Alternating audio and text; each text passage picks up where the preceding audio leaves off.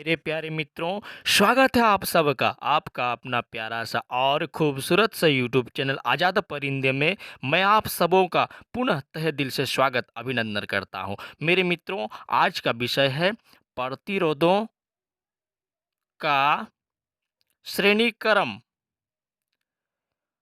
प्रतिरोधों का श्रेणीक्रम संयोजन। तो आज हम लोग किसी प्रतिरोध को श्रेणी क्रम में जोड़ते हुए उसका समतुल्य प्रतिरोध ज्ञात करेंगे। तो सीरीज कॉम्बिनेशन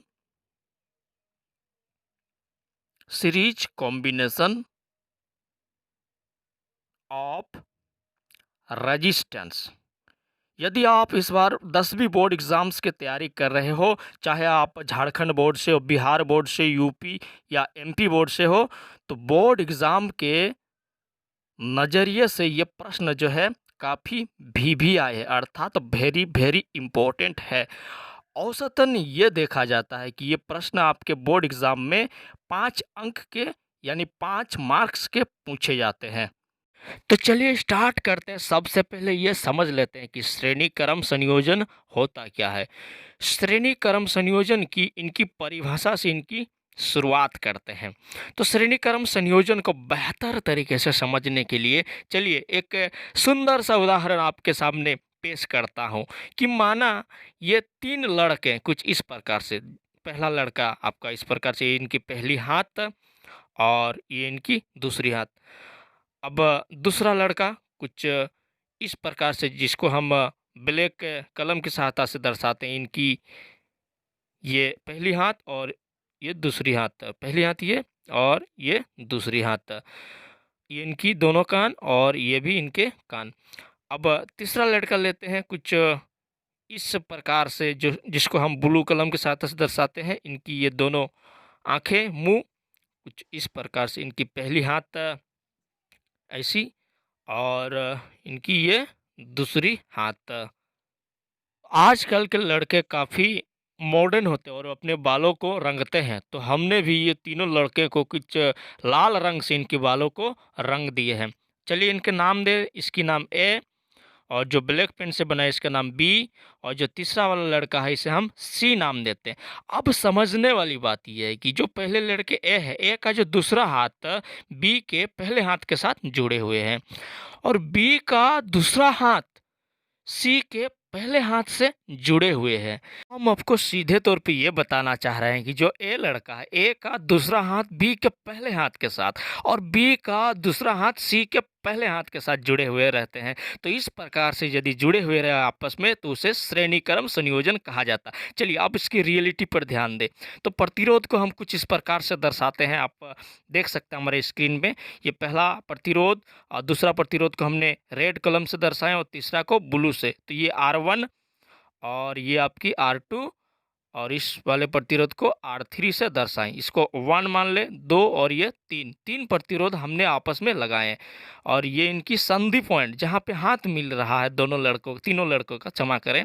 तो ये पहले जो R1 है प्रतिरोध है, इसका दूसरा छोर दूसरे के पहले से और दूसरे का दूसरा छोर तीसरे के पहले छोर के साथ जोड़ा जा रहा है।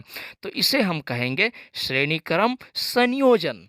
आप इनकी परिभाषा को खुद लिख पाएंगे। जब पहला प्रतिरोध का, ध्यान देंगे, R1 पहला प्रतिरोध का दूसरा छोर, R1 का दूसरा छोर दूसरे के पहले छोर के साथ। यहाँ पे ध्यान देंगे, जो R2 प्रतिरोध है, R2 का पहले छोर से दूसरे का दूसरा छोर, दूसरे का दूसरा छोर तीसरे यानी कि R3 के तीसरे का पहले छोर के साथ जोड़ा जाता है, तो उसे श्रेणीक्रम संयोजन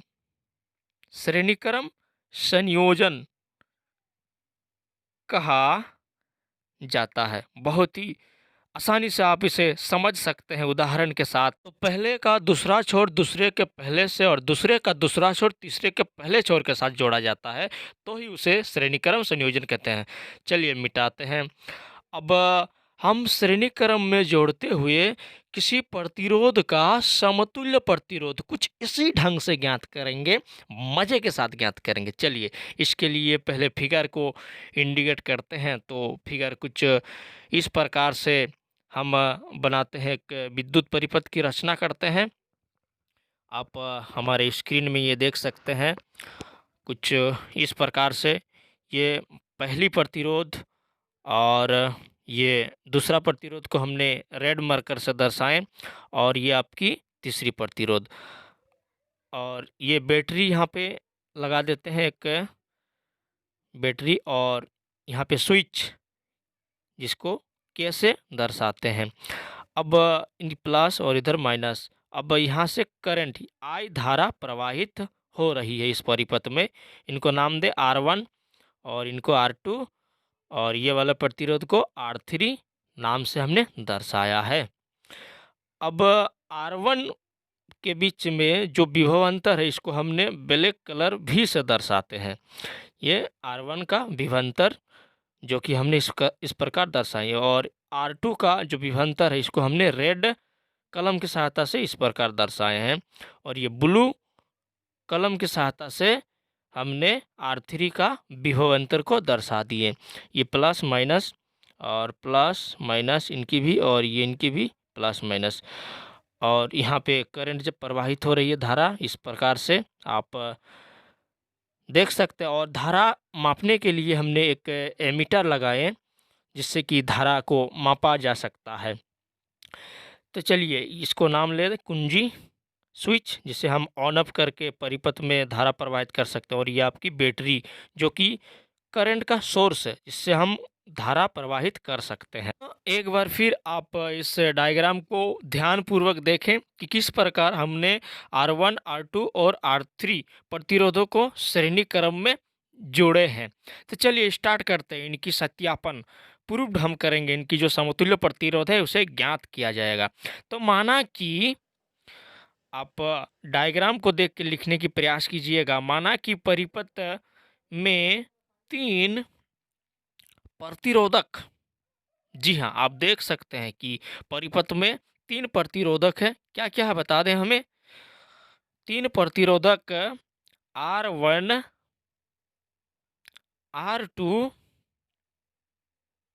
R1, R2 और क्या है R3 है, तथा R3 को श्रेणी क्रम में जोड़ा जाता है। बिल्कुल सही बात, आप डायग्राम से देख सकते हैं कि जो R1, R2 और R3 को हमने किस क्रम में जोड़े, श्रेणी क्रम में जोड़ा जाता है। इनके बीच का विभवांतर, अब इनके बीच का जो विभवांतर है ये क्रमशः हम ये मान के चलते हैं कि जो R1 का विभवांतर ये V1 है, और R2 का V2 और R3 का V3 है। चीज़ों को आसान बनाने के लिए तो क्रमशः V1, V2 तथा V3 है। तो चलिए अब देखते हैं कि जो ये परिपथ है, इस परिपथ में करंट प्रवाहित हो रहा है तथा इनसे I विद्युत धारा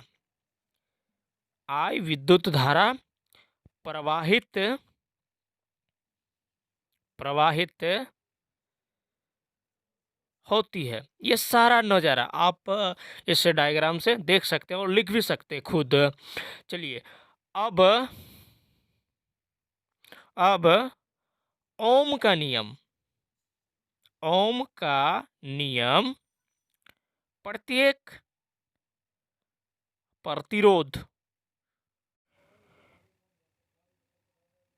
में लागू करने पर तो अब हम प्रत्येक प्रतिरोध में ओम का नियम लागू करते हैं। तो जो पहला प्रतिरोध है R1, इसमें ओम का नियम होंगे आपका V1 is equal to IR1। इसे हम समीकरण 1 मानते हैं। आप सबको ओम का नियम ज्ञात है। जो दूसरा प्रतिरोध के लिए V2 is equal to IR2, समीकरण नंबर 2। अब तीसरा प्रतिरोध के लिए जो ओम का नियम होंगे, इस V3 is equal to IR3। इसको आप कैमरे के थोड़ा नीचे करते हैं, देख सकते हैं V3 is equal to IR3। तो इन सभी चीज़ों को आप अपने कॉपी में वीडियो को पीछे करते हुए और एक स्क्रीनशॉट ले लें और पूरा नोट्स जो है आप उतार सकते हैं। चलिए अब हमारी प्रोसेस को आगे बढ़ाते हुए इसे पूरा करेंगे।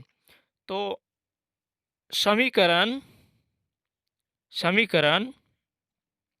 1, 2 और 3 को जोड़ने पर अब हम जो हमें तीनों समीकरण प्राप्त हुए ओम के नियम से, इन सभी समीकरण को जोड़ेंगे।